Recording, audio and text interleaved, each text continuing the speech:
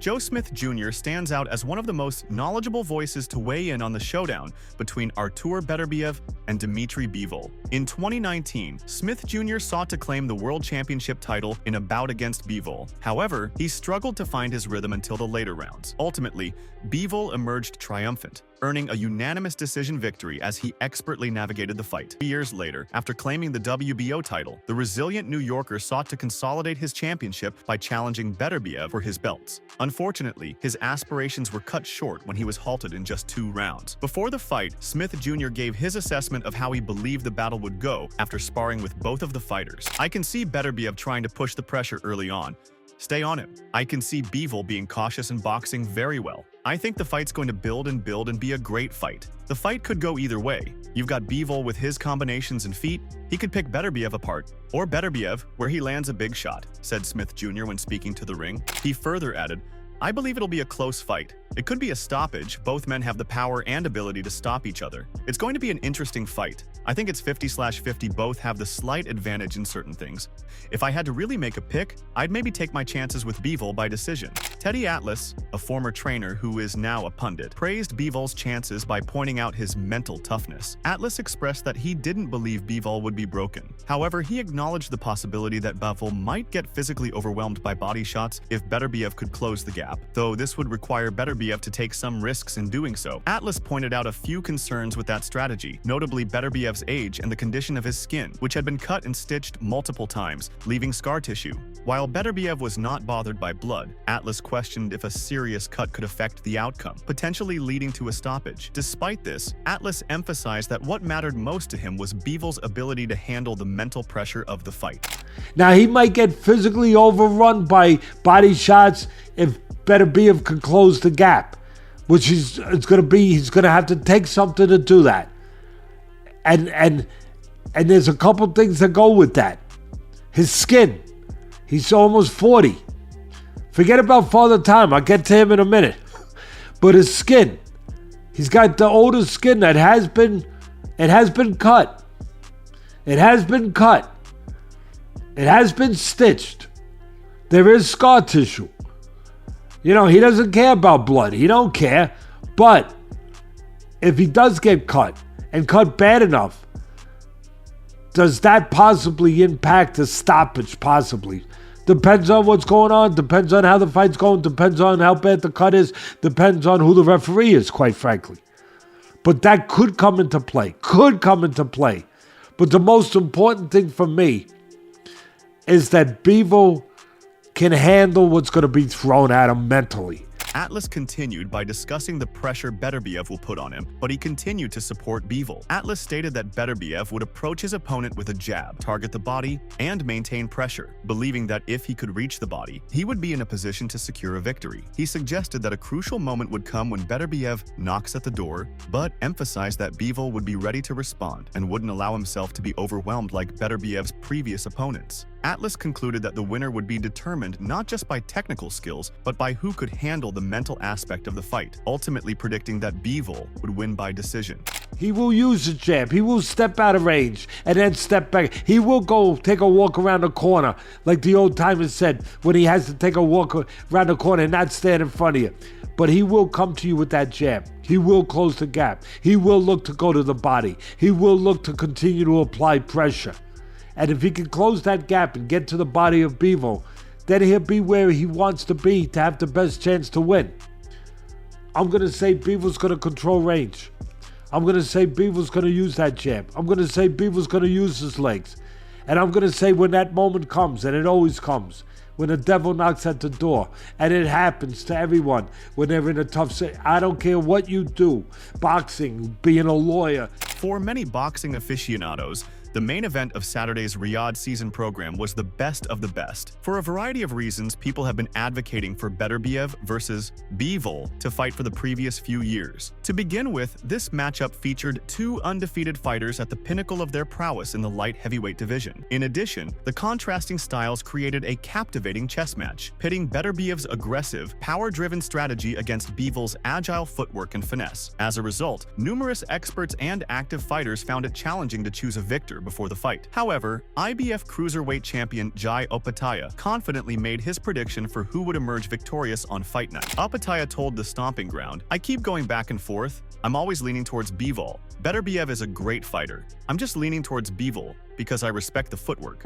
I'm more of a boxing style than a walk-forward boxer. The person who is going to win is the one who is going to make minimum mistakes." When discussing it with TalkSport, former champion Roy Jones Jr., who has fought at that weight, shared his thoughts on who would emerge victorious. Although Jones Jr. thought the battle would be interesting, he believed one opponent had a little advantage over the other. He said, "That's a very, very good fight, and I have a hard time predicting it. I've heard that the guys have sparred a few times, and one of them may have gotten the better of the other, but I don't know. In theory, if I didn't know that they had sparred before, I would pick Bivol, because Beterbiev is a puncher, and if he can hit Bivol, he'll knock him out for sure. Because to me, Beterbiev is one of the best pound-for-pound punchers this game has ever seen. If he can hurt Bivol with his punches, if he can catch him, then he has a chance." Roy Jones Jr. pointed out that many overlook the fact that Beterbiev had already been knocked down 3 or 4 times. He highlighted that this is often a vulnerability of powerful punchers. They don't take punches as well as they deliver them. To illustrate his point, Jones referenced notable fighters like Julian Jackson, who was a devastating puncher but was knocked out by Gerald McClellan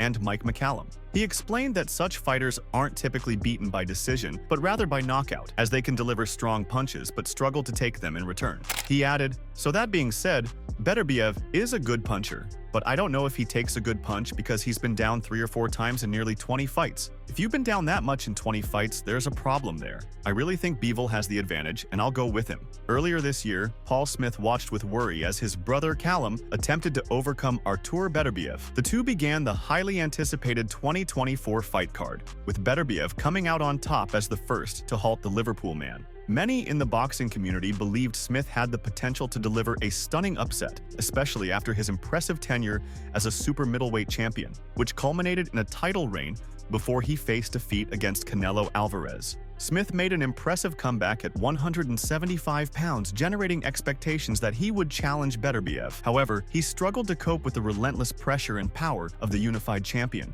leading to the fight being halted in the 7th round. Smith, a former challenger for the world title and a British champion, has experienced the pinnacle of boxing firsthand, having sparred with Andre Ward. Following his close observation of Beterbiev, he confidently anticipated that the latter would emerge victorious. Smith said, "I can't see past Beterbiev. Bivol's quality. He's really good. Having seen Beterbiev up close a couple of times, I side with Beterbiev. I think he'll eventually get to him, but it's not a foregone conclusion by any stretch." Meanwhile, Hasim Rahman was convinced that Artur Beterbiev's boxing abilities have not received the recognition they deserve. Beterbiev's reputation as one of the world's most lethal fighters has been established by his heavy hands. Although Beterbiev exudes a formidable presence, there are numerous admirable traits that stand out upon closer inspection, even if some of these might be overshadowed in a comparison with Bivol. The fighter who defeated Canelo Alvarez stands out as one of boxing's most talented athletes. Similar to Beterbiev,